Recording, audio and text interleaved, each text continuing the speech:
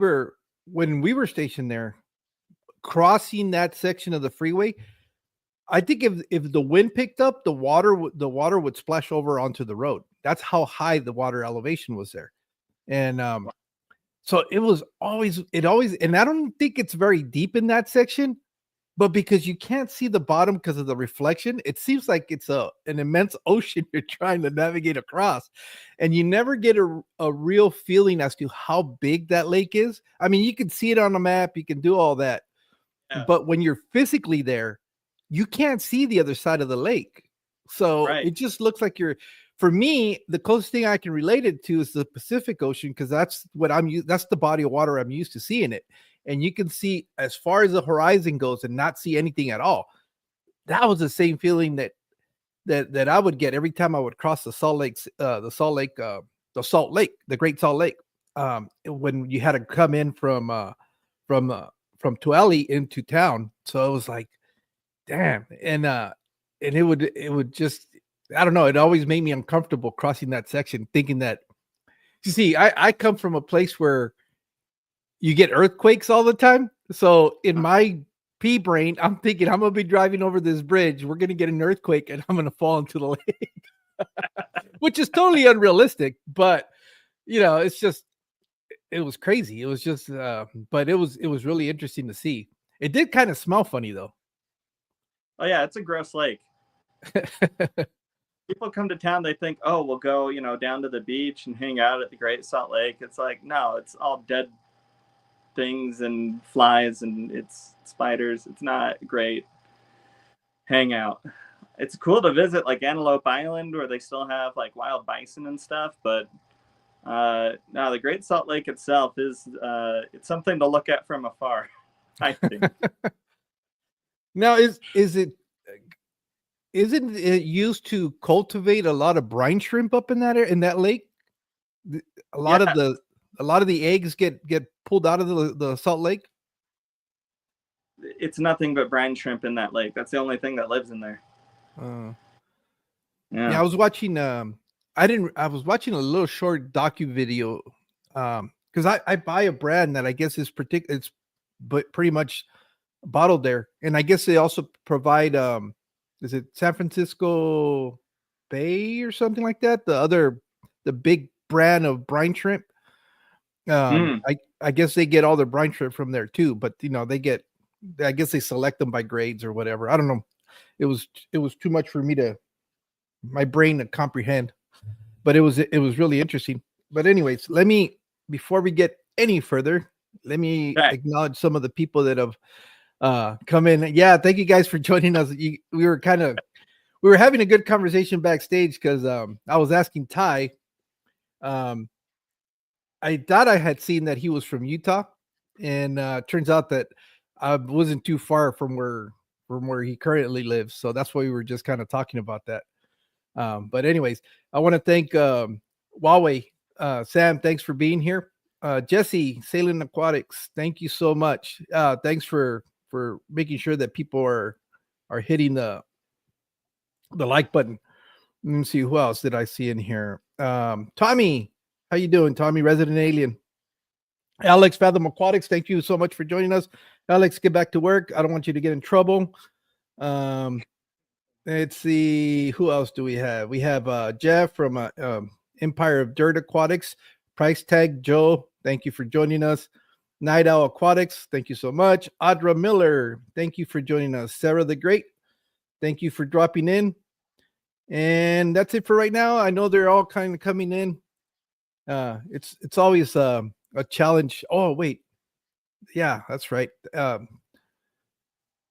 Jeff, thank you so much for dropping those memberships.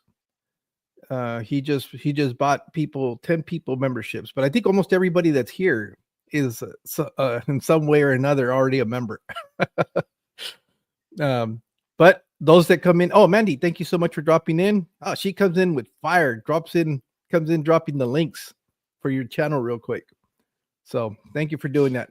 Yeah, no, so that's what I was, and for a minute there, I was watching your videos last night. I went back and started going from the very first one and working my way back.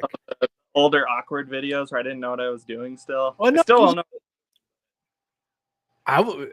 You know what? If that's awkward and not knowing what you're doing, well, shit, I was really bad then because it looked really good. Actually, the reason I found your channel, and I got to give props where props are due, is Fathom Aquatics. Um, he's the one when I started doing this thing where I was bringing in people guests to kind of interview them and talk about what your channels were. Alex immediately reached out to me. He goes, dude, you got to watch the Koi Pit. And I was like, the who? He goes, yeah, the Koi Pit. You got to go watch his videos. He was like your number one champion. And No, any recommendations coming from Alex, I take them very seriously because Alex is one of those people that I really admire the work that he does when it comes to videography and stuff like that.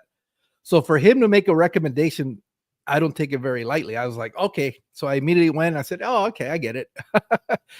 But yeah, that's how I came across your channel, and I'm happy I did because I've been enjoying what you've been doing and how you the method of sharing your whole progression.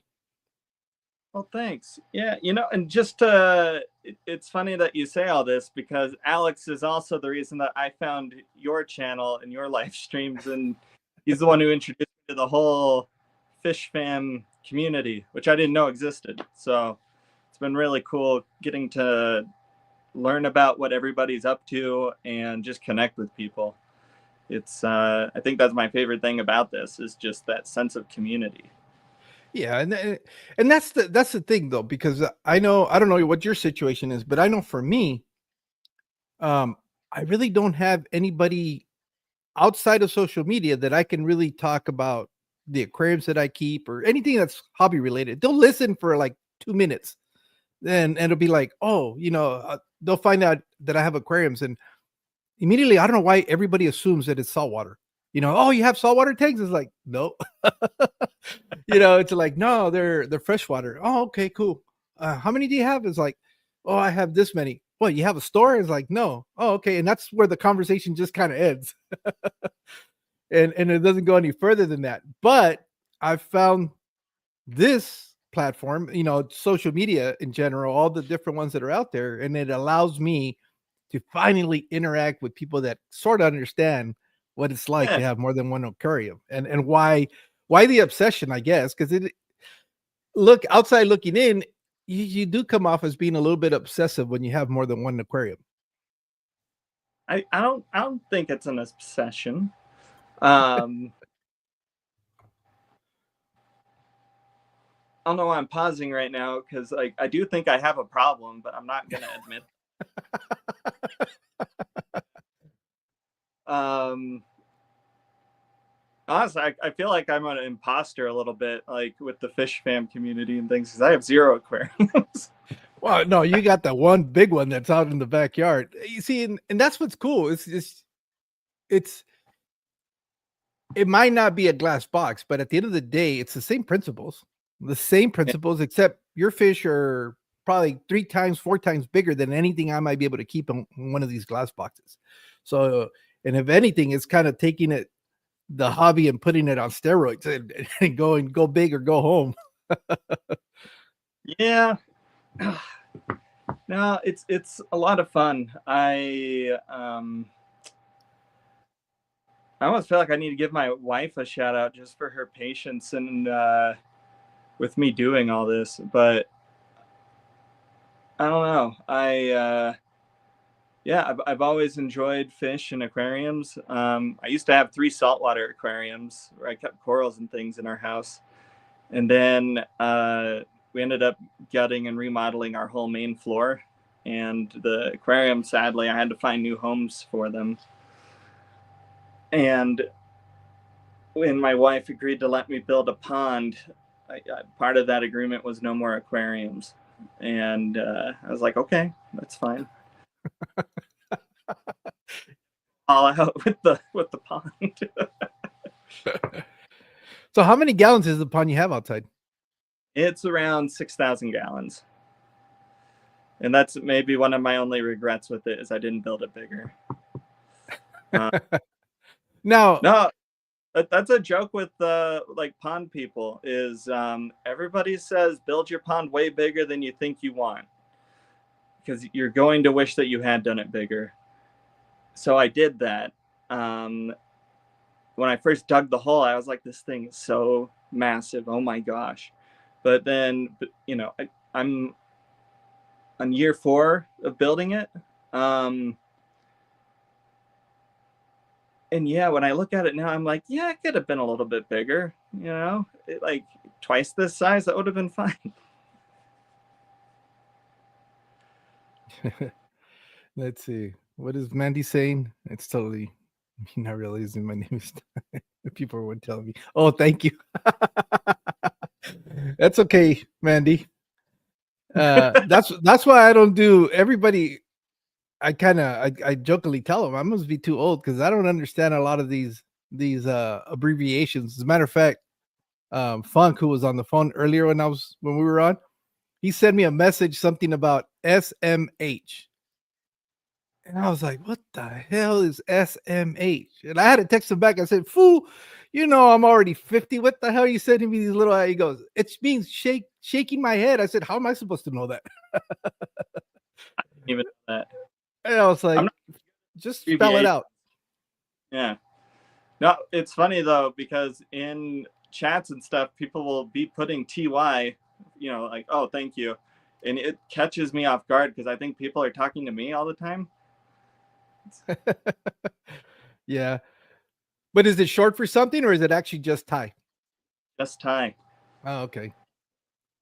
Most of the Thais that I know are Tysons. That's what I was asking. Oh, yeah. No, I think I've only ever met one other person whose full name was just Thai. It's not too common. Plenty of Tylers. I know we're middle of conversation, but for those of you that are joining us, would you mind kind of sharing a little bit of where you're at and what you got going in your on your channel and stuff like that? Just kind of like a brief introduction about yourself. Yeah. Well, I'm Ty. I have a koi pond that I've been building for a couple years now. And this spring was when I was finally able to fill it up with water and move all my fish into it. I had another pond that they were living in, like a temporary setup, before I was able to put them into here. And I don't know, I just enjoy making videos about what I'm doing with my pond and this deck that I've been building on the side of it. And I don't know when it's ever going to be done. I don't think it's ever done. If it's anything like the hobby. Yeah. No, then I'll be probably doing something else. I know my wife's going to watch this later, so I'm like, should I I would love to build another pond. Not like this one, nothing of this insane, but just, I don't know. My dream would be to have like 6 ponds in our backyard. Like there's no grass, it's just water. Well, are you familiar with the Aquarium Domains YouTube channel? Aquarium Domains? No. Okay, I recommend you go watch that because you're kind of into ponds. He's kind of taken that concept and brought it indoors. He has a basement, and he built I think it's a 44 or 4500 plywood tank pond inside of the basement, and he's got a bunch of other ones that it is crazy. You would really appreciate what he's done because you really understand the amount of work it is to plumb, to run electrical, all that stuff, because you've kind of shared that with us. So I'm almost 100% positive you would really be like, oh, we can do this indoors. That'd be awesome. My wife would kill me if I was to move this indoors. But no. Okay, what was it called again? Aquarium Domain. Mandy just dropped the link, so when you go watch the replay, you can grab it off of there. Okay. Aquarium Domain. His name's Jeremy. God, it's just crazy. It's impressive. It's crazy impressive. I mean, to be able to do stuff like that, there's no way in hell I could pull that off here at home. I'm lucky to have all this stuff that I have, but it's all got to be in the garage. So, but yeah, it's just it's It's cool because you get to see what it's like to keep some of these bigger fishes that are not koi, that are in the hobby, to really grow out to their full potential, because now they have the room to do that. And it's totally different. Just the way these fish will color up. He's got some bass that he's keeping in that big Yeah. pond that he's got indoor. He's got some Oscars that are super impressive, because finally you get to see the full size of these fish. And not that you can't appreciate their beauty when they're in their aquariums, but to really see them in a space where they are a lot more comfortable, it is Mhm. something else. Just the behavior too changes. There is none of that aggression that you normally find in the smaller aquarium, where they're all kind of on top of each other. So Yeah. it is. I mean, I love watching that channel because of that, and it's just it's something that I guess I can kind of experience it through his experience without having to endure the cost or the labor or none of that. I get all the enjoyment and none of the work. I call it the koi pit. Originally, it was because it just felt like this pit of despair that I was going in my backyard every day. Like, this thing is never going to be done. But I think it's also called the koi pit because it's the money pit. Like, I don't like trying to think. I burned the receipts. I don't want to think about how much money has gone into building this thing. But I guess if I wasn't willing to try building it all myself, like, there's no way I could afford to hire somebody to build this pond, you know? So I think that's really cool, seeing what people can come up with. Yeah. And that was the thing I was going to ask you, because I noticed you started recording your progress after the koi pond was already built, right? Yeah, as soon as I was able to fill it with water. Okay, so here's like the full story behind me kind of starting with YouTube. Um, I've always been really big into Reddit, Okay. and there is a subreddit on there called R Ponds. And when I first started building this thing, I started posting on there about it. And like, it kind of got a little following on there. People like would recognize when I would post, like, oh my gosh, it's the pit. And so, like, the whole progression of the entire pond build is documented on there. And that was kind of my thought with posting, was I'm just going to kind of document my thing as it goes. And then towards the end, when my plumbing and filtration was all kind of put together, people on there was like, oh, that's so cool, can you draw out like a diagram and explain how the filtration is all being ran? And my brain can't work like that, because it's like a three-dimensional space. And I don't know how to run like a pipe diagram on paper. I couldn't wrap my head around it. So I finally, after enough people had asked, I said, you know what, I'll try filming a video, and I'll do it that way. But so that's what I did. And when I was done with the video, that was all I did it for. I didn't have plans to keep making YouTube videos. And then that first video, like, it did pretty well. I think in like the first 3 weeks, it had a couple thousand views. And I thought, okay, well, I don't know, maybe people want to see this. And so I thought, I'm getting ready to start the deck here soon. Maybe I'll just start with that and we'll go from there. Which, the deck's still not done. Nothing's done. Well, it's I don't think we ever really get done. It's just, there's always, just when you think you finish a project, something else will come up and you'll be like, oh, I can improve it, or I can change it, or something, or it breaks and then you got to go and repair it. So it's always something is going on. But yeah, I always found that interesting. It was like, I wonder what was the reason that you decided to go, okay, especially because you said you weren't necessarily aware that there was a community like that were interested in fish keeping. So that even to me, like, for me, I found the community first, watched a lot of videos, and eventually build up the courage to share a little bit of what I was doing. That's how basically my stuff came along. But yours, like you said, you were kind of like on the outside, and And I guess was it more of intention of teaching a tutorial to teach people how to build stuff and not necessarily ending up in this side of the hobby? You know, it's interesting. You know, some of it might have been a little bit tutorial. I've done some videos that like straight up, here's how to run like plumbing and do soldered joints and stuff. Um, so I should say that I was um, very aware of like the koi community on YouTube. Okay. It's pretty small here in North America as far as like the online like YouTube community goes. In the UK is where it's the biggest. Mm. So I mean, even the way I built my pond and stuff is very much more. This isn't how people usually build koi ponds in the US. They're usually holes in the ground with like liners, rubber liners, and rocks and stuff. In the United Kingdom, that's where they do these more formal kind of style koi ponds.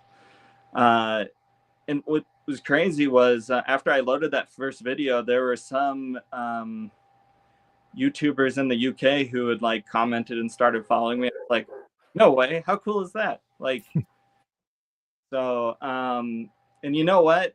There is one guy over there who I kind of want to do a small shout out if that's cool. No, that's fine. Vince at Twisted Koi. I feel Vince, Yeah, okay. I've seen a lot of his videos. Yeah, no, I feel what I love about Vince is he's a lot like you in the sense that he's very much about wanting to build the community, you know, and like at the beginning of every one of his videos, he does a shout out to somebody before he does anything else. Whether it's a small new channel that just got started, he's like, hey, go check them out and see what they're up to because they have some cool stuff going on. And I think that's great. So Yeah, no, it's just I think it's fun because I enjoy watching it. I enjoy watching what even though people have they could be a very similar aquarium or setup to what I have, but just because it's similar doesn't mean necessarily it's going to be the same. And there's a lot of different things that go into consideration. So I'm fascinated. I mean, I guess it's one of those things where that's why I said obsessed because it's not like I don't have enough here to keep me entertained that I have to go out and look for more. It's kind of like, but it's fun. I mean, I really yeah, enjoy watching other people what they're doing, how they're doing it, and the biggest takeaway from all of that is that there is no right way to do it. I mean, it's just if it's working, it's working, and that's the right way. There isn't like this thing where I hate it when people get on their soapbox and it's like you have to do A, B, C, and D or it's gonna fail. Bullshit. I could do D, E, F, X, and it'll still work. I don't yeah, have to follow. There's some very basic principles that you do have to take into consideration, but beyond that, it's all fair game. It's whatever your imagination allows you to do, try it out. yeah. My only recommendation is if just have sorry, go ahead. Oh no. I didn't interrupt you. I just was gonna say that I think just talking about just biological filtration, whether it's in aquariums or ponds or whatever, there's so many ways you can do biological filtration, Yeah. and they're I think all more or less the right answer. It's just how you want to go about it. Yeah. Yeah, and those are some of just the basic principles. As long as you understand how filtration works, general, it doesn't matter which filter you use, but you understand what the principle is behind it, you can do that's why you can run tanks where so quote unquote are filterless. It's not that they're filterless, you're just using biological filtration. You Mm-hmm. understand the concept of using biological filtration because there is no such thing as filterless. You might not have equipment that is doing filtration, but you have filtration in your aquarium. It's going to happen if you set it up correctly. But yeah, that's just I'm always intrigued. I love watching, especially like outside of the United States. I love watching those channels because they're sometimes required to think outside the box because it could either be cost prohibitive or they don't have the materials to do what we do here. And Huh? just the how ingenious they are about going about doing that. One of my favorite channels, not channels, but areas to watch is stuff that they do in like in India, where they're so resourceful, and they just take sometimes literally what we consider trash, are able to look beyond it and turn it into something that'll retain water, and they'll have a pond or an aquarium. So just watching stuff like that, I find that so fascinating how we're so creative and we can work around a lot of issues. One of the things that and I'm going to put a little bit on the spot is Sarah that is here. I love this like bog filter that she did over her aquarium using like PVC pipes and stuff like that, and using a water pump to run it through. I thought that was so cool because not only is she putting up it's not just your standard PVC, but she made it seem like it's tubing, and so she decorated it, and it's like, oh, okay, so this is kind of cool. It's something different. So seeing stuff like that is the stuff that usually kind of gives me motivation to try different stuff and go, oh, okay, well, I can borrow that idea, tinker with it, and kind of adapt it to whatever it is that I'm doing. And I think just the hobby in general is just like that. Everybody that is doing something on here is taking borrowed ideas. The only time where I kind of frown upon stuff like that is when people hesitate to give people credit for where they got their stuff, and they make it seem like, oh, this is my genuine idea. And sometimes a lot of times you can go, that's not true. I've seen it somewhere else. Now, getting back to Sarah, now what Sarah's got going on in her backyard is so cool. That pond she built with the 2 windows on it, I'm kind of obsessed with that. Because you can see it from inside the house. That's what's so cool about it. It's so cool. Gosh. And even how she constructed it, she was doing some things I hadn't seen before, like with the aluminum channeling in how she in the windows. I was learning some stuff I didn't know was a thing you could do. It was cool. Yeah. So anyway. It's that's one of the, and it's like I'm in a situation now where it kind of sucks because I am so obsessed with trying to find what other people are doing that sometimes even the people that I've really become associated with, I'm running out of time to watch new content. I didn't think that was possible because, I'll spend, I think graveyards are starting to become one of my favorite shifts because there's nobody in the office. It's just me and the computers that I have there. So it's the time where I can sit there for X amount of hours uninterrupted and just start scrounging the entire, platform. I've done it so much now that anytime a new video pops up from a smaller channel, it puts it in my feed. So I've kind of, I guess, tailored my feed to do that. And last night I found a bunch of other ones. I found one really cool, which I want to do it properly, but it's from somebody from the community that I didn't realize she was associated with. It's called Pisces USA. But what's so cool about it is Shelby, which is a lot of people here are going to be familiar with her from Guardian of Eder.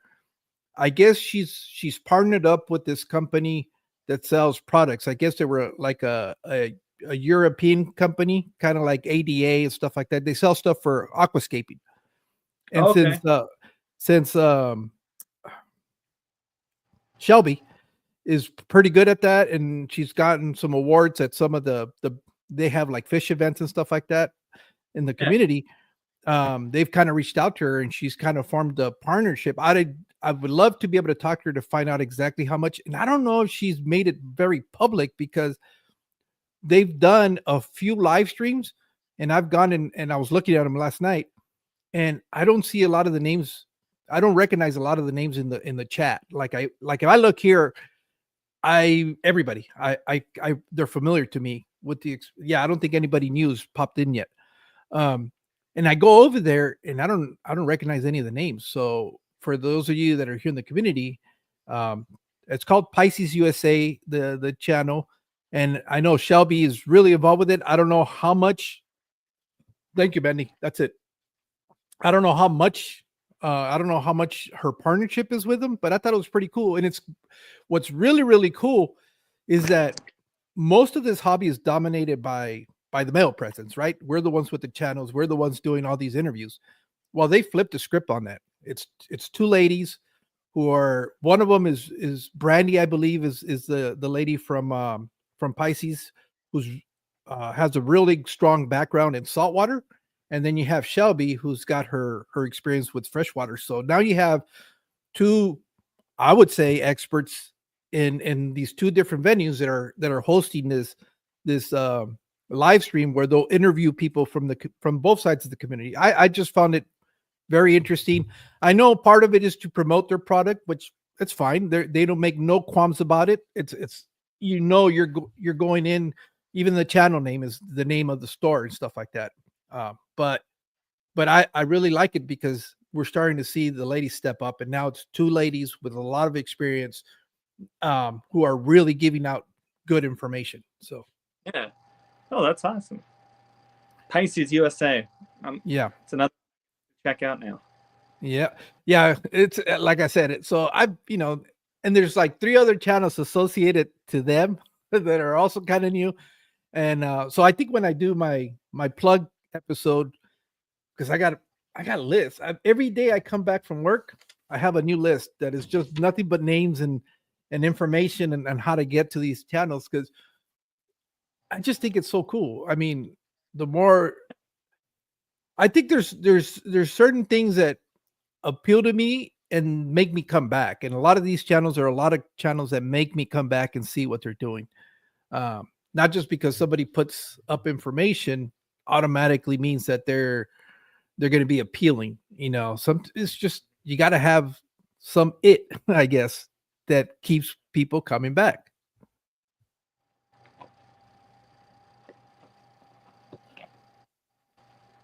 Sorry, I started unlacing my boots because my feet. I'm gonna sit on them. Were you working today out there on the deck, or? I did some work in the greenhouse. The deck, I really want to get back to work on it, but I'm gonna wait until spring. And I'm just gonna wait until I've saved a little bit of money so I can keep working on it, because I just this entire pond, the deck, everything.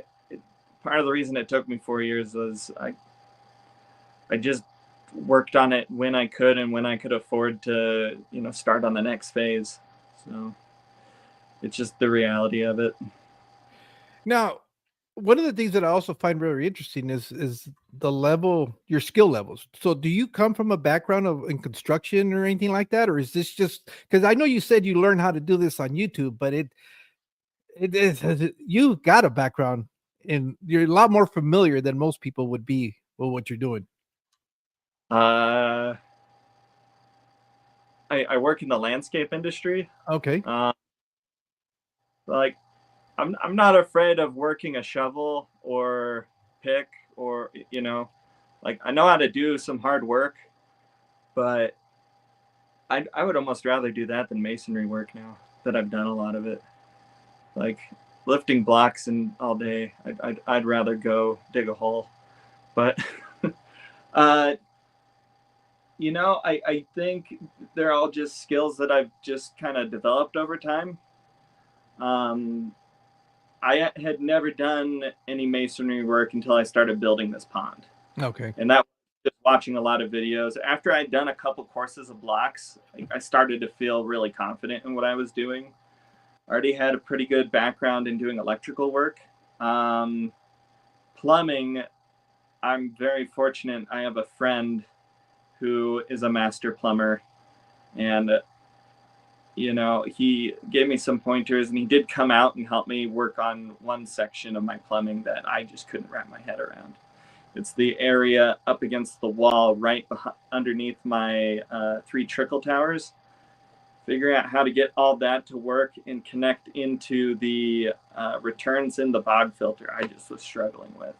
It was the angles and everything. And then he came in and he just slapped it all together like some plumbing wizard. Well, I'll tell you what, you didn't do too bad yourself, because I've done very minimal plumbing, and it's nowhere it looks as good as what the stuff you've done down there.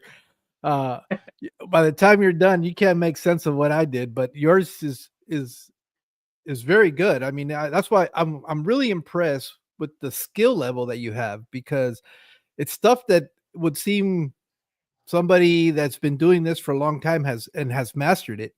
I don't know if you tend to be a little bit more obsessive and very you're very detail oriented. And I know because I look at your work areas and it doesn't look sloppy. I've been to a lot of construction sites. I do some DIY projects. When I'm working and I'm done, it looks like a bomb went off. There's shit everywhere. There's tools everywhere. There's splatters everywhere. And I'm looking at you doing this stuff, and it's like, if I was doing that, everything would have cement everywhere. It's just but it seems like no, you're a lot neater, a lot more organized. Is that something that is just um you've always done, or is it only something that you're doing now consciously because you're recording it? Yeah, it might be a little bit of editing, and but you know what? No, that's not true. I think I attribute it to my severe ADHD and um, hyperfixation on things. But it's just this weird rule I've always had for myself is I do not leave tools out. Um, I have to clean up all of my tools and put them away before I can actually be done working. And sometimes that's just throwing them all in the shed and not actually putting them where they go. But I mean, I at least have to clean up after myself, I guess. But no, I don't know. I just when I decide to finally pull the trigger and do something, I won't compromise on how I want to do it usually, unless there's a good reason to. Um, this whole pond, I just have had this vision of what I wanted. I know I could have had this whole pond finished in like a couple months if I had just dug a hole and put a liner in and did it that kind of way. But I knew what I wanted. Mm. And I wasn't willing to do anything less than what I wanted. I never wanted to look at this pond and go, I geez, I could have really done it wish. better. I'd never wanted to look at anything and regret it. Now my only regret is it wasn't bigger. You know. Now you were saying you dug the hole, so that pond. I thought it was all above ground. So part of it is above, part of it is below. Oh, that pond is about 6 feet deep. Oh, okay, so you got what Yeah, about 3 feet exposed over the above the ground? yeah. I'm 6'2". If I stand flat foot in the center of the pond, I can keep my face out of the water. But that's it. Mm.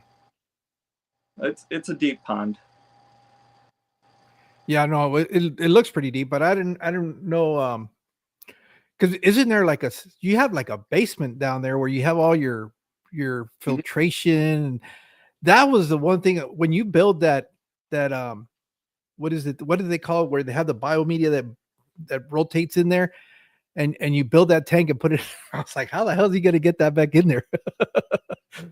But but it's like everything else. It's everything is so neat and fits well. It's like, God, I wish I had that type of obsession and skill level to be able to. I know Alex Fathom Aquatic sent me a video or no, a comment, a post. He goes, because he's seen some of the shit that I put together, and it's held up by a prayer. So he's always giving me crap about my craftsman skills, And so he sent me a meme regarding that. I was like, oh, am I supposed to feel a little bit offended? But I admire how you I don't know if it's some people just have that ability where they can visualize something and just throw it up together. But are you really planning a lot of is there a lot of planning that goes into this, or it's on the fly, we'll make it work? I mean, okay. Until it was time to actually start working on the filter room, like I think I had things thought out well. I didn't have anything like actually planned out. Hmm. I just knew, okay, I think I want to have the returns to the bog filter right here. This is where I want to have the pipes come up from like the skimmer and the bottom drains and those things. Um, there's something I say a lot in my videos, and it's because it's something I say in real life, which is that's Future Tie's problem. And throughout this whole build, it's like I'm working on the block work right now. The plumbing, that's Future Tie's problem. That guy, screw that guy. He'll figure it out. Yeah. So, I mean, yeah, I had stuff thought out, but it wasn't until it was time to actually start doing like the building the floors and the platforms in there and stuff that I actually started thinking through how it was all going to fit together. It was just high stakes Legos. Yeah. So what did you? But you already had an idea how you wanted to do the return, because that's one of the things that I really like your pond is how you use the square tubing to be the returns back from the bog into the pond. Was that something you had already known ahead of time, or did it just kind of all of a sudden say, "Ah, that would be cool if I did it this way"? No, that was not planned. Mm. I knew I wanted to have spillways coming from the upper reservoir into the pond. That was part of the plan from the beginning. But those square tubes, I was trying to find round stainless steel tubes to use. And there's a metal shop next door to my work, and they do a lot of work with stainless steel. And I went over there to, ask them if, what they might have, what it would like. I just wanted to find out what it might cost. And the owner was nice enough to walk me over to their scrap pile. And he said, I'll just charge you what they would pay us for recycling this, like by the pound. Oh. So I was like, oh, okay, well, this is the plan now, is what I said to myself. So that's actually why they're different lengths too, is because that's how they were. And to cut stainless steel the right way so that it won't rust and stuff, it's like, I'm just going to take what he has right here and I'm going to figure out how to make it work. So that's why they're square, and that's why they're different lengths. See, and I thought that was all like intended plan, because that's one of the features that really stands out about the pond. The bog filter, obviously, but I personally always want to see what the returns are, because you saw the little plastic tote that I was going to build, and I'm still trying to work it out. Well, what I want to use for a return. But I remember seeing that, and I thought, oh, that's pretty cool. It's something different, because everybody seems to use like round PVC pipe, and that doesn't look very aesthetic. Yeah. So, or they use just like a man-made waterfall return, but you see those everywhere too. So it's kind of like, I really like how unique that one is, and the fact that it's square tubing. I thought that was kind of different, and I was like, oh shit, you don't always have to use round tubing to be able to do stuff like this. No, I love that it's square now. I think it looks pretty good. But yeah, I knew I wanted to use something that was stainless steel. It was happenstance that it turned out to be square tubes. So. Yeah. And then the other thing I was watching, I wasn't able to get that far into the videos yet. What's the deal with the little ceramic, Mr. Koi Man, or what do you call him? Oh, Koi Man. What's the story behind that? My brother-in-law goes back and forth from Asia a lot. So my wife is Korean, and my brother-in-law is a chef, and he goes back and forth to Asia a lot doing research and things for different stuff that he's working on. And he was in China, or maybe he was in Japan, I don't remember. But there's these little, I think it might have been Japan. There's these little machines that are everywhere, these little gachapon machines. You see them in like gas stations and restaurants sometimes. You put quarters in them, and they have like the little toys or figurines and stuff, but they're huge in Japan. And he saw this one that had these little Koi Man figurines in it, and he was like, I know what I'm bringing Ty back now. So he got two of them, and they both ended up being the exact same one, which was fine. And then I had those two little Koi Man. So I started using one of them in the videos. Just, I don't know, it was just something fun and silly. Yeah. And I actually ended up sending one of them to a YouTuber over in the UK, Aaron and Leo at Humber Koi. Mm-hmm. Leo, he's the cutest kid, and it's so cool to see somebody that young so passionate about koi fish. And so Aaron had reached out and asked me, like, hey, where did you get that thing? I was like, I don't even know where it came from, but I'll send it my spare. So I sent it to him, and yeah, it was cool. Leo loves it. He says that Aaron told me that he moves it around the house. It's like this little like fixture in their house now that just always finds a new home. It's like the elf on the shelf, but poignant. Well, the reason that really saw it, and I haven't seen the videos yet. I know Alex is saying that he's cursed, the Koi Man's cursed. So I'm kind of intrigued now as to what's happening to poor Mr. Koi Man. I got to go watch that. But the fact that you had like a little fish room mascot, I thought that was kind of cool, because I have one too, and this one's really special to me. This would be the first time I talk about it, but there was a point in my life where I was actually teaching at a high school, and one of the students built this little figurine for me, and he was trying to do like a comic character. So he used to draw it all the time, but I guess he took pottery or something, and he went and did this for me, and I thought that was like, to me, that's one of my prized possessions. I'll go get it so I can show it off. Yeah, I'd love to see this. So for everybody who's still here, I actually went online and I just got a shipment of koi men that just came in, and I'm trying to figure out what to do now. Yeah, this is Mr. Little Sea Monster, and he made this.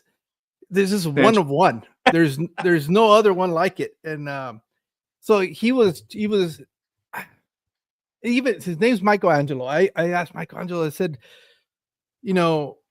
why did I get so lucky to get one of these? And he's like, well, no, he really, I guess he really appreciated what I was doing. And, but he also had t-shirts done, and they all sold out. I still have the t-shirt. I've never worn it because I don't want it to wear out. I haven't. Yeah. My wife keeps telling me, why do you keep hanging on to the stupid t-shirt? I said, I don't know. It's just one of those things where, it really meant a lot to me. It brings you joy. Yeah, it does. A lot of joy. And so, sometimes you'll catch this guy in my videos, and it's always placed like in out there where you won't, unless you're really paying attention, you'll see him. But it's just one of those things, and I've hang on to that. I got this back probably like in 2000, I want to say 7 or 8. It's gone everywhere I go. It's the one thing. Everything else could break in this fish room except for that. That's the one thing that I think of, what they always say, in the case of emergency, what you grab. I think this is one of the things that I would have to come and get. It's not staying here. and it's, I saw your little thing, and I was like, I wonder what's the story behind that, because when you have a little something like that, there's always a story as to why you chose to keep it. So that's why I was asking you about Mr. Koi Man. I was really, really intrigued by it. No, Koi Man's he's a lot of fun. He's become this little totem around the pond. But I actually just put in an order and just got in a shipment of little Koi Man figurines that I'm trying to figure out. I think, I know when I hit 1,000 subscribers, I want to give one away to somebody. Nice. I think that would be cool. If I'm hoping I can get to that point, but you know what? There's actually did I bring them in here? There was one that's really funny. Let me find it really quick. Okay. And I'll take the time to go ahead and acknowledge some of the people that have joined us since we got started. So God, there's a lot of them.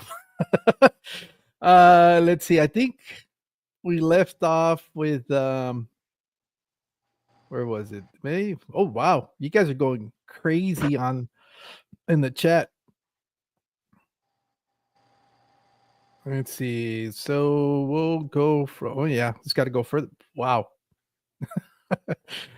uh, are you serious? Okay, we'll go from Jeff. Thank you for joining us, and thank you so much for those 10 memberships. Night Owl, Audra Myers, thank you for being here. Sarah the Great, June, only Oscars, thank you. Let's see, who else do we have here with us today? Salient, Tommy, Alex, Fathom Aquatics, the Bud Files. Thank you so much, sir, for joining us today. Mandy, of course, the Zen Ginger, MNC Aquatics. Thank you, Mike. Let's see, Jim's Fish. Thank you for joining us. I thought I saw Jody P. Danny Aquatics. Thank you for joining us, Jody. Thank you. Let's see. Oh, J Rock. Hey, buddy. Thanks for dropping in. And let's see. I think that's about every. Oh, Aquafunk. Thank you for being here. Oh, yeah. Great time to talk about this. I know me and Funk have been saying that we want to do this this live stream where we want to talk about hybridized fish.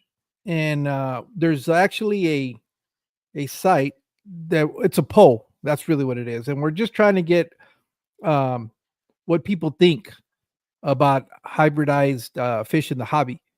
And we want to be able to have a conversation about that. But we're really interested as far as what most people in the community, what's their take on hybridized fish. And I think one of the things we'll definitely start off is by clarifying the difference between selective breeding and hybridizing. And I know that is like Funk's favorite thing. He likes playing Dr. Frankenstein. And so if you guys could do us a favor, if you guys get a chance to go check out that poll, not the one that Funk dances on, but the actual poll that the survey poll, and just leave us your thoughts and opinions on that. So I wanted to make sure that I plugged that. Let's see who else is Alex. We have him in here. I think that's pretty much it. Hopefully, oh, Shady Grady, thank you for coming in. Oh, forget how long this thing is. It's still scrolling up. Let me see. I think Shady. Oh, Sarah, thank you, Sketty Nona, for coming in. I know it's really. I know it pisses people off that I don't. Oh, Stan, thank you, Stan. Oh, I see you got a channel name, Redneck Aquatics. All right, Stan, I can get down with that. Yeah, and I think that's pretty much everybody. Here's the link for that poll. Again, it's not Funk's dancing poll, but it's a poll that we want to do about getting your guys' opinion. All right, ties back. Well, I couldn't. I decided I was gonna save one of each kind. I have them all in a bag, but now I can't remember where I put them. But okay. They look like they come in these little plastic ball things, right? Yeah. I just grabbed a random one. Let's see. Oh, Christine's here. She also has. Christine? She also has. Yeah. What's up, Christine? Okay. No need to recommend her channel. You already know her. Yeah, Christine. Sweet Acre Koi. Yep. Yeah, North America, I think there's just like a handful of us. Christine, Maureen over at Keeps Koi Haven, and Stubbs Aquatics. Stubbs got some cool koi fish and shabunkin and stuff going on. Anyways, yeah, I know the koi people. I think it was at Extreme Fish Hobbyist, their live stream. Alex was in there, and then I reached out to Alex, and that's how I found out about you and the Fish Fam and everybody. So I gotta give it up. I'm sorry you found me. I'm not sorry you found the rest of the community, but now you got to put up with my shit. Well, anyways, yeah, the koi men, they come in these little things, and this is let's see, little. They're just these fun little dudes that look like abominations. Well, now are those trademarked? I believe so. I was gonna say because you could actually make T-shirts using those guys to I promote your know that channel. that'd be cool. You're Maybe gonna I have can. to find a local in the community. You'll be surprised the type of skills other people's have. I think Yeah. J Rock, I think he does graphic designs also. Maybe Oh, he okay. can kind of take that concept, make it something that is yours, so that you don't have any issues with copyright, and actually make your own Thai koi man. I would love that. I have this picture in my head of a koi man like hanging out in one of those like floating tubes Oh, with like kind of just like his sunglasses on, just like chilling. and he does 3D printing. He says so. I don't know. I don't know. Oh, okay. I could pass you his information. I have it. Um, so maybe you guys can come up with something that you could do. That way, you have your own. You don't have to worry about if you put it on a T-shirt, you put it on a sticker that somebody's going to come back and say, "Hey, that's our design," and now it's all yours. I've had a couple of T-shirts done where I've um, there's a guy on Instagram that does also like the just drawings. He doesn't do any of the printing. Well, that one would be cool because he could actually print stuff for you. Um, but Awesome.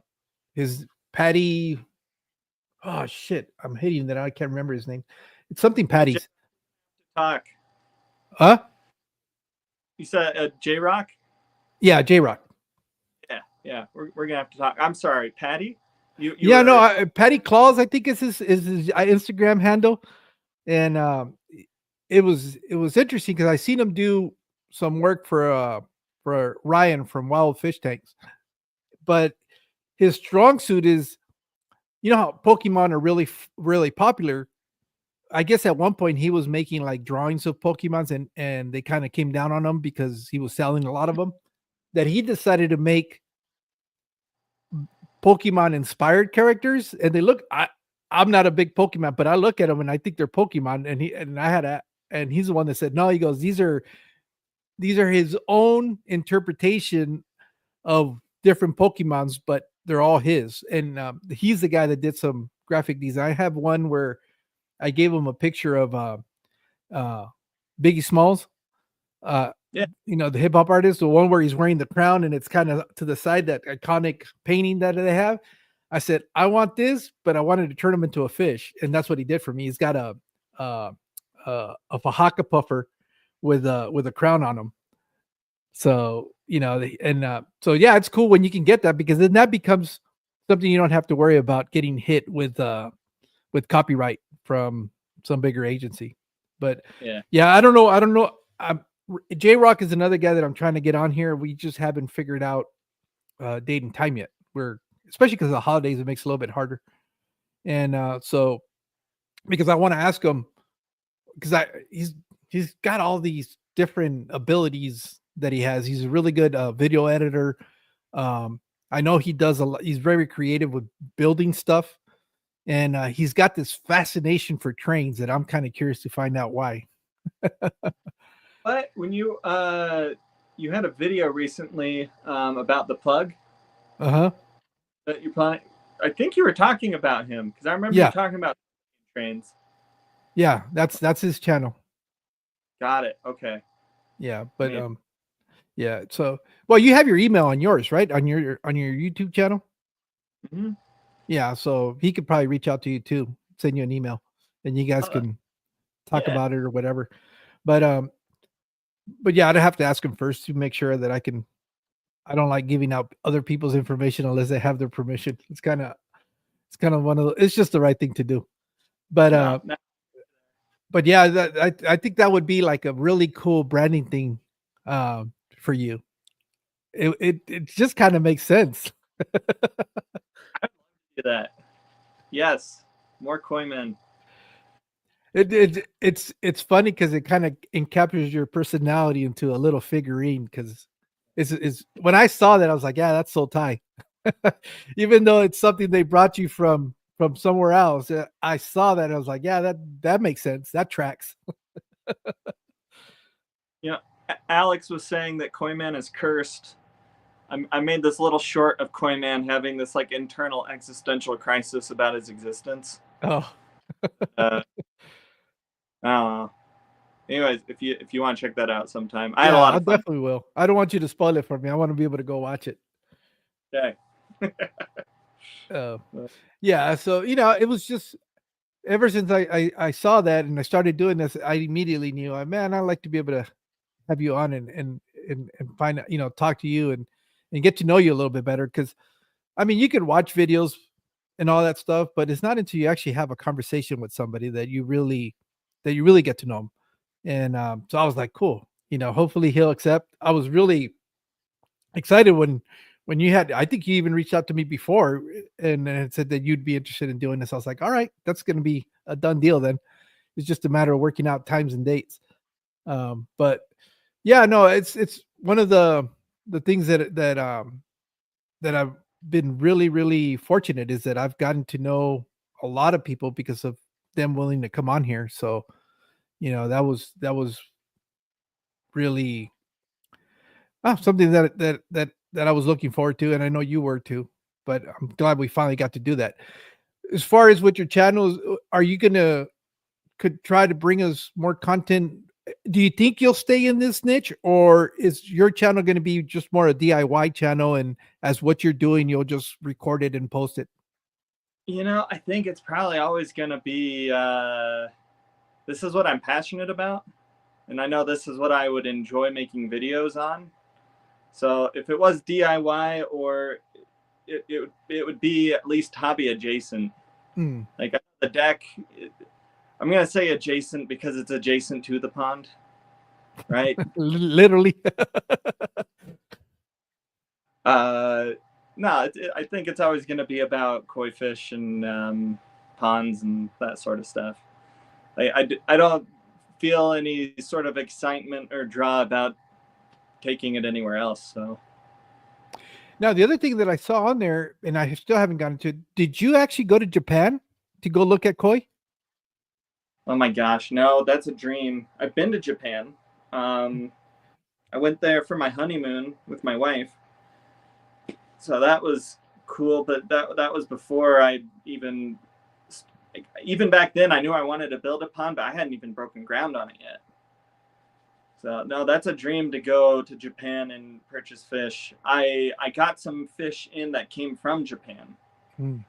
Um, that yeah, I I don't know how much I want to get into koi fish and Japanese fish versus domestically bred fish and stuff, but it's crazy the selection, like how selective Japanese koi breeders are in what they produce, because any koi fish is going to lay like 5,000 eggs. And so when you have a koi farm where you have hundreds of thousands of fry, and you have to be selective about which ones you're going to keep and grow on to sell eventually, most koi breeders in Japan, I think it's between like 2 and 5% of those fish actually reach a year old. Hmm. So what Take do the they do market. with all the rest? They just euthanize them, or? Yeah, they cull the rest. Hmm. And in a way, it kind of tore me up thinking about that for a while, until I started understanding though that um, what are you going to do with hundreds of thousands of koi fish when you only have so much room in your facility, for one thing? For another, that's not a good environment for the ones that you're going to keep and grow on. Yeah, well, I think there's even more to the fact that also it took them so long to establish a reputation that Yeah. even their coals, you find so many people that are so unscrupulous that would buy the coals, turn around and try to sell them as authentic, selectively, and it waters down their brand. That's really what it does. Oh So yeah. that's probably one of the biggest reasons why a lot of those fish get cold. It's just They got to keep not only their genetics, but you know, their reputation intact. Um, which I thought was really interesting. I forgot who I was listening to in the hobby that I think was it Dean that he won't sell codes for the same reason, you know, because people will use the name recognition and try to sell a product that obviously doesn't meet their standards and try to pass it off as, you know, so and so's fish. And you know, it in this hobby, reputation is everything. It doesn't, you Hmm. know, it takes you forever to get a good reputation, but it only takes you a second to lose that reputation. So, Yeah. you know, people that are in those positions are very guarded, and trying to make sure that they don't, you know, it takes people years to be able to get to a point where you mention a name and you automatically know who it is, you know, and to Hmm. have all that crumble down because somebody's trying to make some money off of you or your recognition, you know, that kind of happens. But I think with Christine, because I had her on and we got a little bit into it, she was telling me that a lot of it now is just, I guess, sort of a prestige in the name, but that in the United States or in America, their koi quality is just as good, if not better, than some of the stuff that's coming from Japan. What's your take on that? Oh man, I feel like you're at you. Uh, Whether you mean to, this is like a really controversial topic. Um, I I have been surprised at, like the quality of koi fish that I've seen it bred in America. But all of the genetics and bloodlines in those fish still have come from Japan. You know, oh gosh, colossal koi. If you're familiar with him, G has some. That's all he does is breed koi fish. He has all these grow on tanks and ponds. He actually has a 50,000 gallon koi pond in his backyard, which is nuts. I love watching his videos. But he has a lot of koi where I'm looking at them and I'm going, God damn, that is a good looking fish. Recently, he had some shiratsuris, the black and white koi Mm, fish, yeah. and body on them and the marking. I was just like, wow, gee, I can't believe that you produce these. Like these look like they are some top line like Japanese koi fish, like that came from Japan. Yeah, I So know Christine kept telling me that, you know, Japan is good, but she mentioned, I think Vince puts out some really good quality and, you know, out there in the UK, that his oh yeah, koi, you know, or, they're not asking anything from the Japanese koi.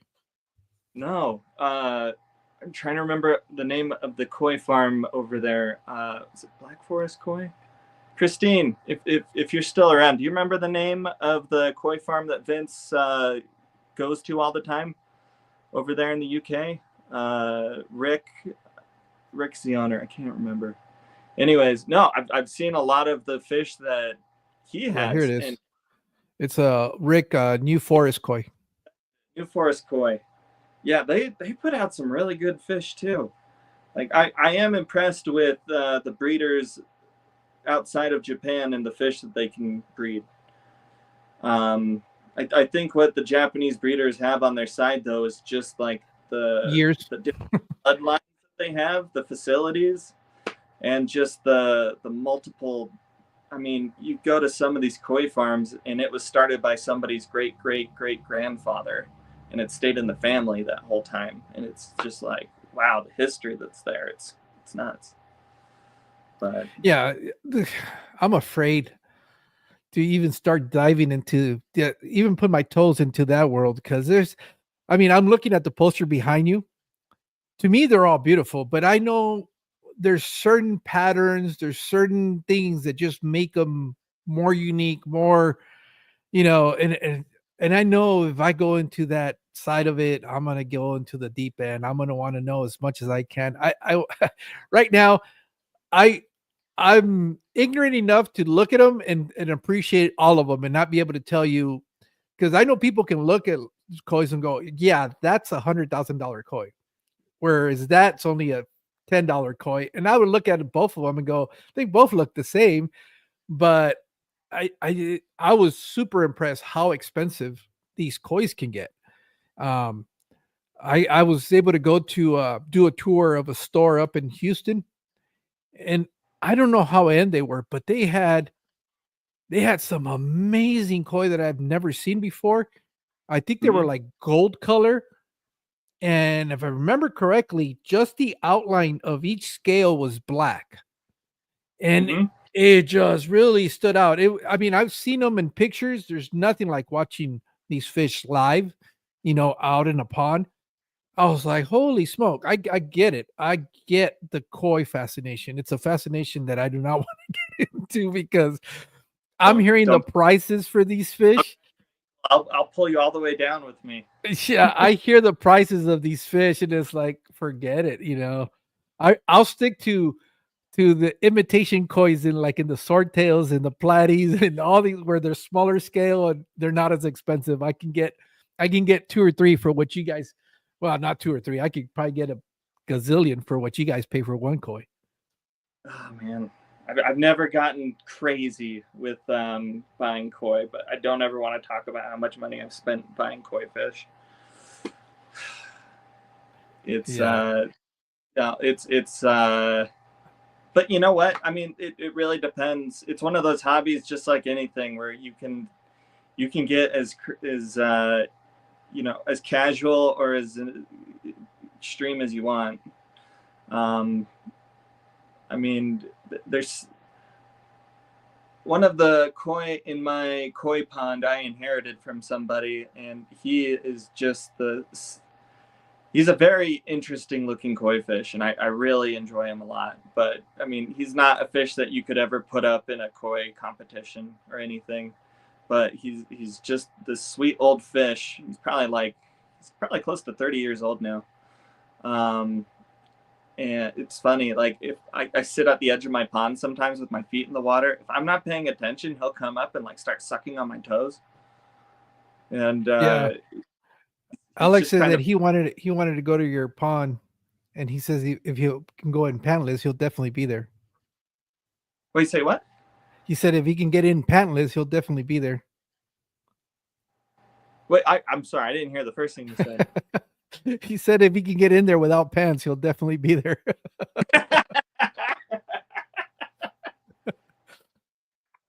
Yeah, I think that there's a grub in the water, something. Um, Well, you do know Alex. No, but here's shoot. something. I guess this is like an impossible question, I guess, because if it's you can ask any fish hobbyist, but money not being an issue, that's not a concern. What would be the top five koi or that you would have to have? Oh, uh,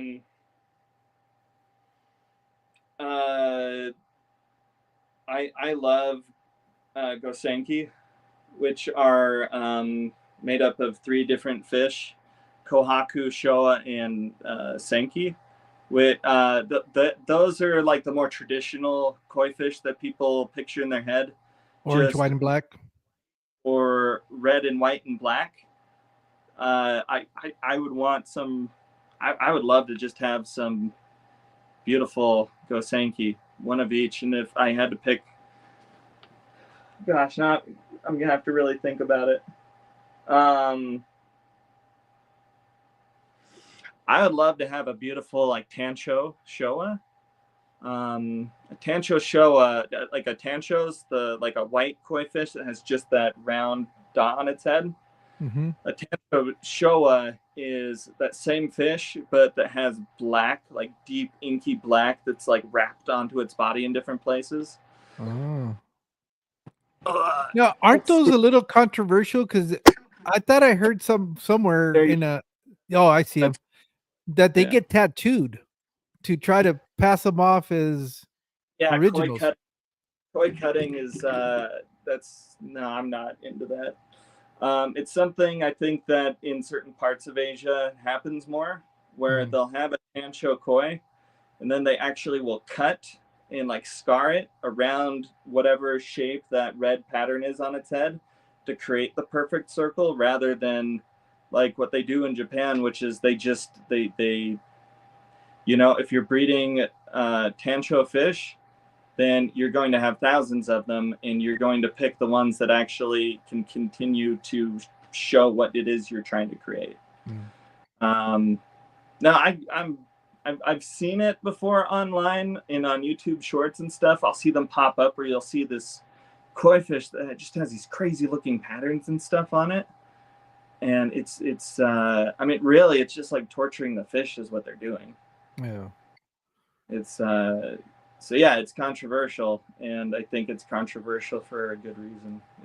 Well, let me ask you this, because this is based on what me and Funk are going to be talking about. Yeah. Do they hybridize? I know what they're doing in Japan is selective breeding. They're taking certain genetics, but it's the same species at the end of the day. They're just selecting it for certain patterns or stuff like that. But Yeah. is there also a hybridizing of koi, or is that's non-existent in that part of the hobby? Thing with koi fish, but I mean, you're still using different types of carp, Okay. but different characteristics, like Deutz koi. That is Deutz means no scales. Oh, okay. So if you see like a Gosenki that has just like these perfect like patterns where it doesn't even fade or anything, there's a good chance you're looking at one where it doesn't have the sashi or that like scale laying over each other. You're looking at one that doesn't have any scales, or where you'll just see like the bigger scales along the backside.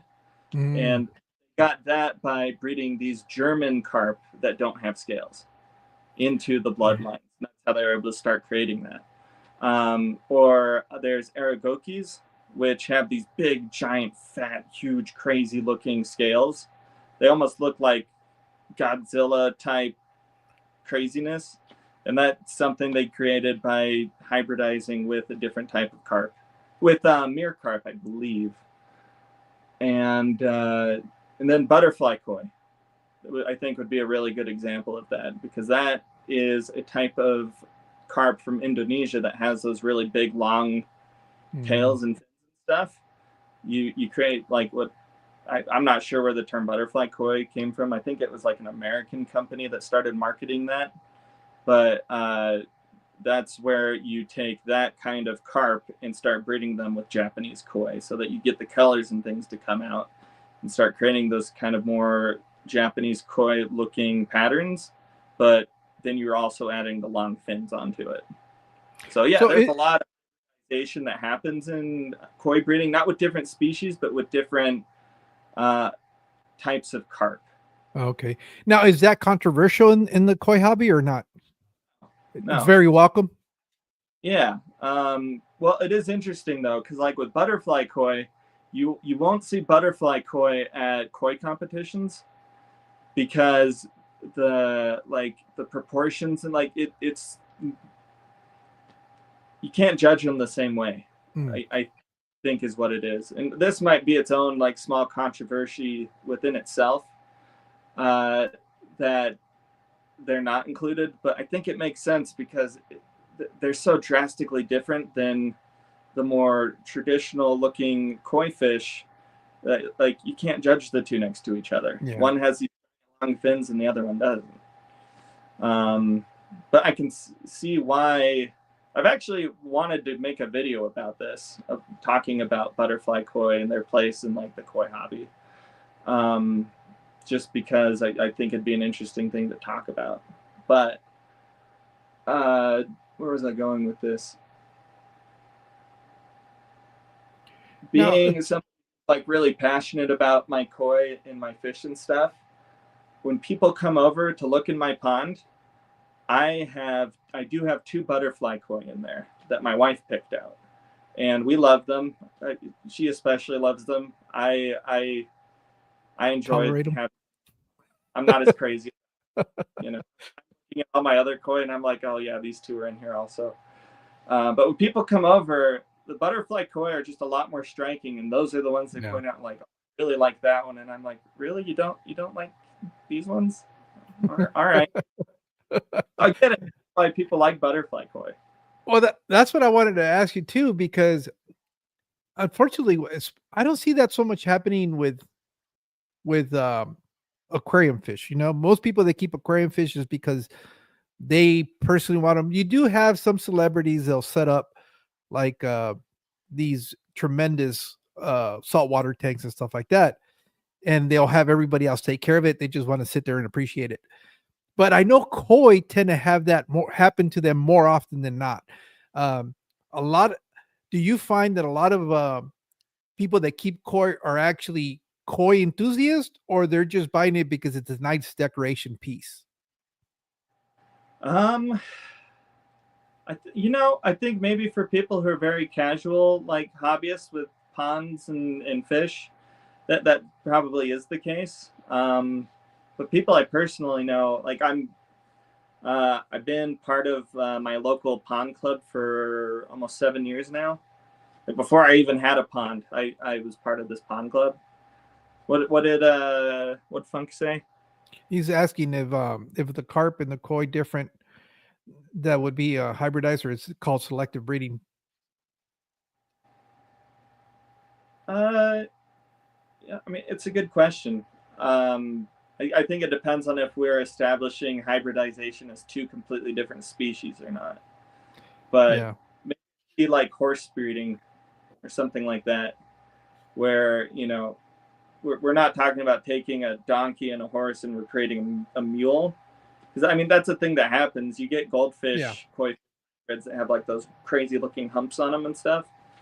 Um, but yeah, I guess it would be more just selective breeding where we're taking this types of. I don't know enough about horses to try to make this analogy work, yeah. but like Clydesdale in a, a Pinto, and you're trying to, I don't know. I got away from what you were asking. No, no, no. It was just because it's the reason I say that is because you watch a lot of like commercially produced shows where they're building ponds for celebrities. I'm always curious.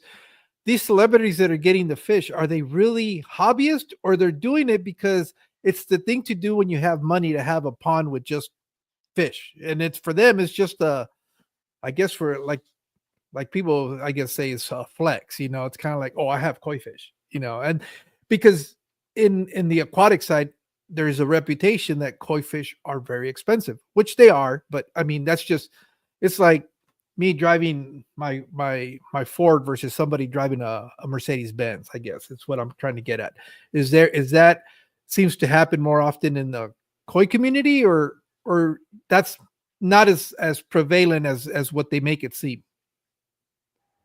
Yeah, I'm sure there's some of that stuff that goes on, but I think most people who keep koi just they fall in love with the fish and the hobby, and I think there's probably more of that happens if we're zooming out maybe. Yeah. But no, I'm sure there's plenty of that goes on when you zoom in, where yeah, somebody they got like I don't even know, it might have been uh Aquascape, the pond company. Hmm. Um, I think I saw a video or a short once of them bringing this fish. It was either a Chigoi or a Karashi Goi to Shaquille O'Neal's pond that they had just finished building. Yeah. And it really was. This was like 100+ centimeter fish. Like this fish was over a meter long. Like this was a big koi fish. And their whole thing is like, we got Shaq, who's this huge dude, and we're getting them this huge fish. And you know what? I'm just hope that fish is still living a great life. And now, okay, this is interesting because I do know that like in other parts of Asia, like in China, um, there'll be these big koi auctions that happen in Japan. And the reason that the prices get so crazy is because it is like a flex for a lot Mm, of these like Chinese businessmen who come over and have koi ponds. Is oh, I spent this much money on this koi fish. I believe that's what happened with the most expensive koi fish that's ever been sold. It was this Kohaku. I can't remember the breeder, but it sold for like 1.8 million. Mhm. I think that made the news. Yeah. The part of the news that people don't hear about that is kind of heartbreaking is that fish didn't make it. It Oh, died within that like next year. That was like an 8 or 9 year old koi fish. Like that fish had a couple decades left in it still. I don't know if it was just from not good care or, I mean, things can just happen with fish where something happens, like their swim bladder goes bad, or like a bacterial infection could happen. Like, you don't know, but it was just one of those things where I was like really sad when I heard that. To know that this, fish. I don't know. It's at the end of the day, like koi fish, it is a business, you know. But I think there's still that beauty, the art, the love for the fish side of it too. So yeah. wow. What do you? What's your take? Because I know, is it the koi community in the United States? Is it relatively new, or is just never really taken interest? What do you see where do you see that hobby going here in the States? Because it seems like I'm seeing Hmm. a little bit more shows that are koi related, but excuse me, I don't know if that's a new thing or it's a new thing because I'm just starting to find out about it. No, koi shows have always been a thing here. Um, Last year was the first time we've ever had an all-American koi show, though. Oh, okay. KCA, the American Koi Club Association, different koi clubs in different regions throughout the whole U.S. I actually don't know what's happened to the AKCA now. If it, I think COVID did something to it where it might not be the same thing it used to be. But koi shows still happen all over the place. Down in Southern California, that's where some pretty good sized ones happen. But yeah, the All American Koi Show, that was the first time we had like a nationwide koi show. You know what? It was really cool. The reason I'm getting to this is I know as we as Americans are so Yeah. freaking competitive Yeah. that I'm wondering if this is there's got to be already people within the United States who their goal is to rival the quality of fish that are coming in from Japan.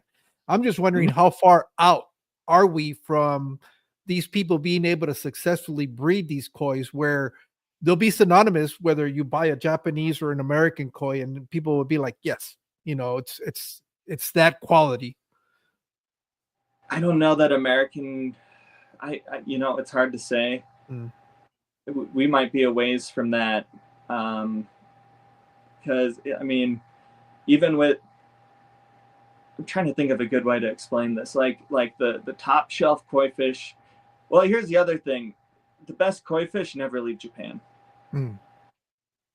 You know, these koi breeders, I don't even think you could offer them a dollar amount for their, well, maybe So 1 million. I don't know, but So basically, it's time. That's the one thing you can't cheat. It's the lineage of years in evolving these selective bred koi that you just can't replicate or expedite or any of that. yeah. Um, Well, start looking at how many fish are produced in Japan. You know, any given koi pond or koi farm, and there's over 100 in Japan, is producing like a couple 100,000 fish. And of those fish, only 5% of them, maybe 2% of them, actually make it to a year old. And mm, then the selection keeps going down from there. I mean, we're talking a couple million fish to get the one fish that's going to win the All Japan Koi Show. no. And I think this is just my uneducated, I don't know, this is just my thoughts about it. I think that in America, I don't know that we're ever going to get to the point where we'll be that selective about our breeding Mm, because, I mean, for most casual hobbyists, uh, a fish that, let's say we have like domestically bred koi and only 50% of them are culled.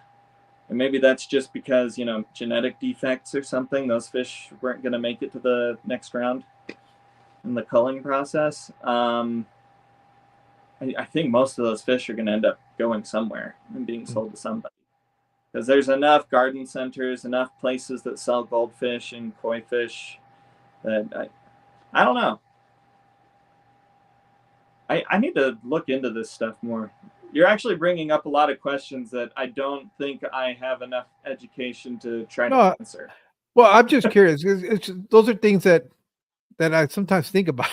I go, it's just my inquisitive nature, I guess. And I was like, oh, okay, again, I'm I don't want to go. I don't want to get caught up in that because I already know my personality. Well, if people haven't noticed, I go all in or I don't go in. It's Yeah. just that's just the way I'm motivated and driven. Started doing this.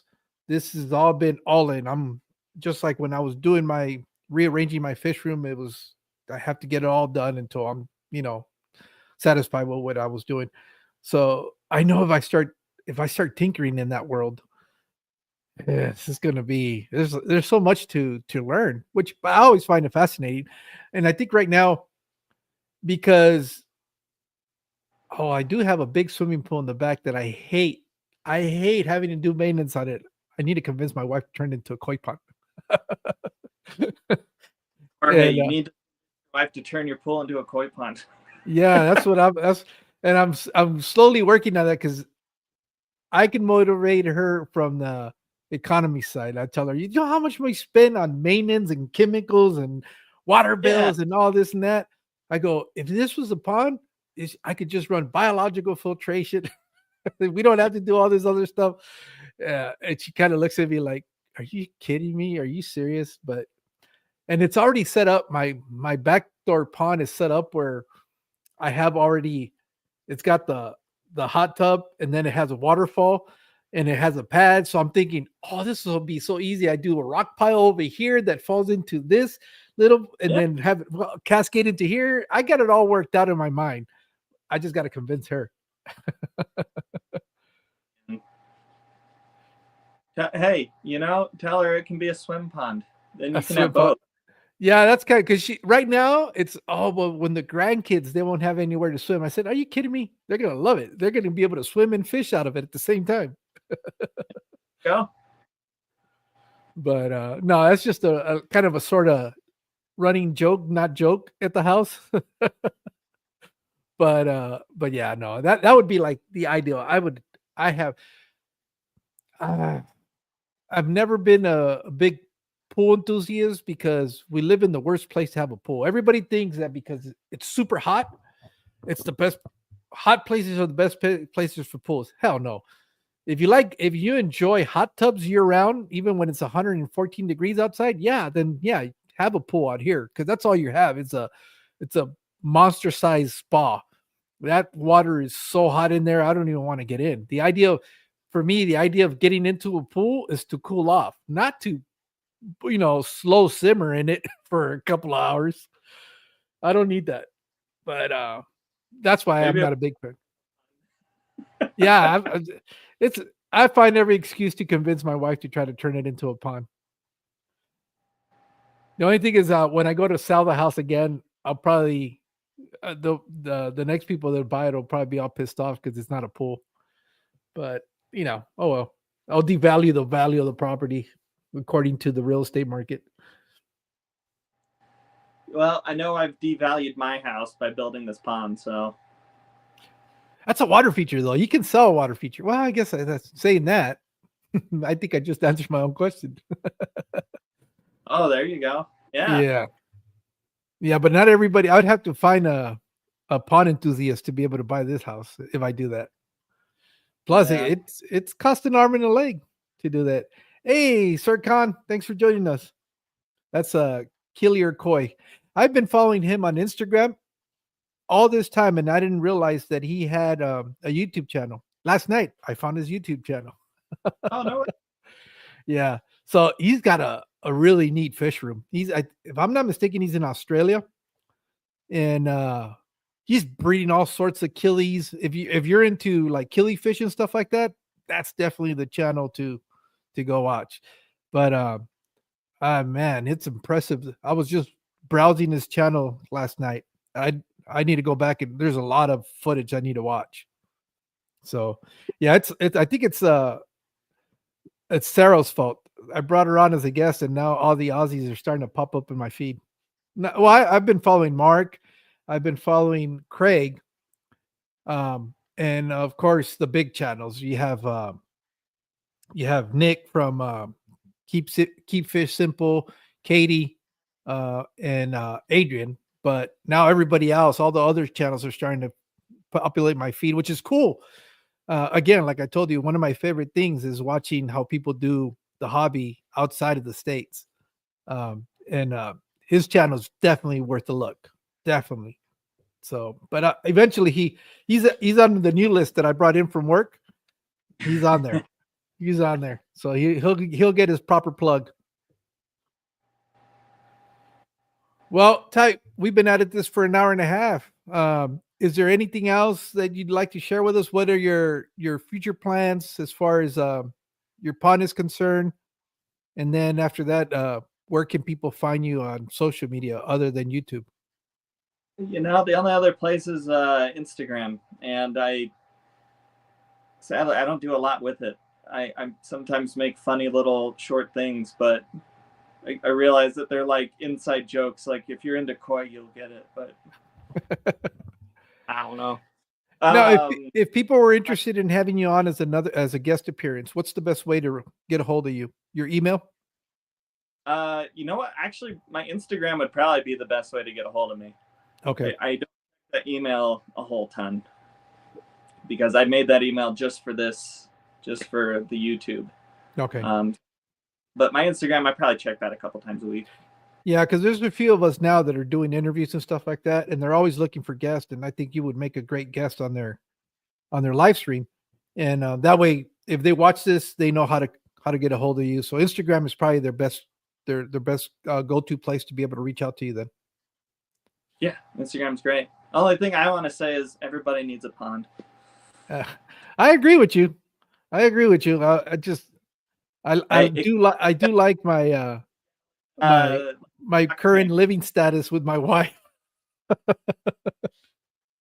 Yeah, you don't want to have to live in the fish room, so it gets cold in the winter in the water. Yeah. Well, I want to thank everybody that was here with us today. Thank you so much for coming out. I mean, I'm super excited in the direction this is going. People are really been willing to come up and spend a couple hours with me and hang out. And it seems like you guys are also enjoying it because every time I do one of these, you guys come back and there's always new people coming in. So, that just kind of makes me think that you guys are also enjoying this. So hopefully this is something that we can continue to do. I look forward to meeting those of you that I haven't met and being able to have a conversation with you guys and,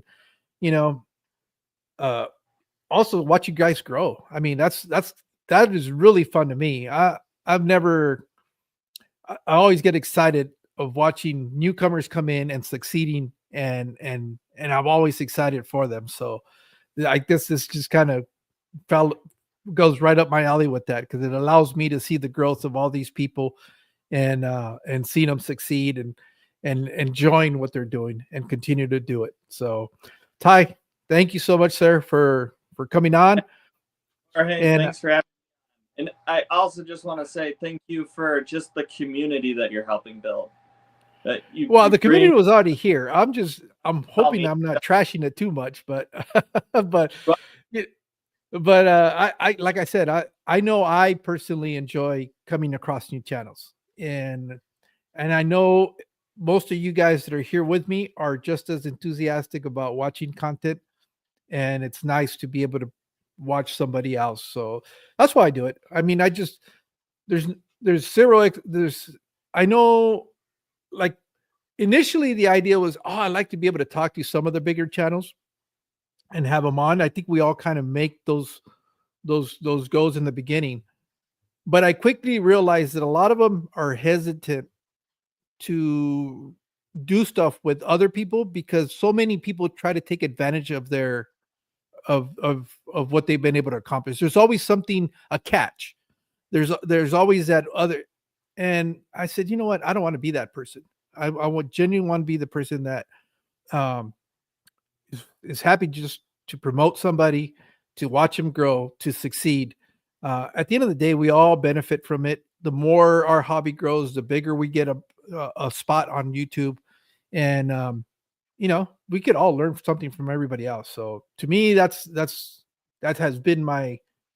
I went Right. in from thinking I was going to do something with my channel, and it's kind of slowly worked its way into doing this, which not only do I enjoy, uh, for those of you that have already quickly figured out, I'm a chatterbox. I talk all the time. But I also like meeting new people, and so what better way? This is kind of giving me an avenue to get to meet interesting people, uh, and I'm just happy that people accept to be on here, and so look forward to those that I haven't had an opportunity to do this with. Um, the reason I started doing the plug is because I can't do these quick enough, and there's so many people. My list just keeps getting longer and longer. But it at the end of the day, it still accomplishes the same thing. But eventually, as time works its way out, I like to be able to talk to everybody. And with that being said, Ty, thank you, sir. I've already taken up most of your morning, and well, actually afternoon. We're on the same time zone. I forget. It's Yeah, yeah. already it's already going to start getting dark, so it could be your excuse not to necessarily go out and continue to work. You can go, all right, I've had a full day's of work. Now I can go chill. Perfect. All right. Well, thank you guys. And we'll see you guys soon. You guys take care. Be on the lookout. I know um, it'll either be Friday or Saturday, I think, when Funk and I will do that whole live stream talking about the hybridized fish. So just kind of keep an eye out for that. And we'll see you then. You guys take care. Bye.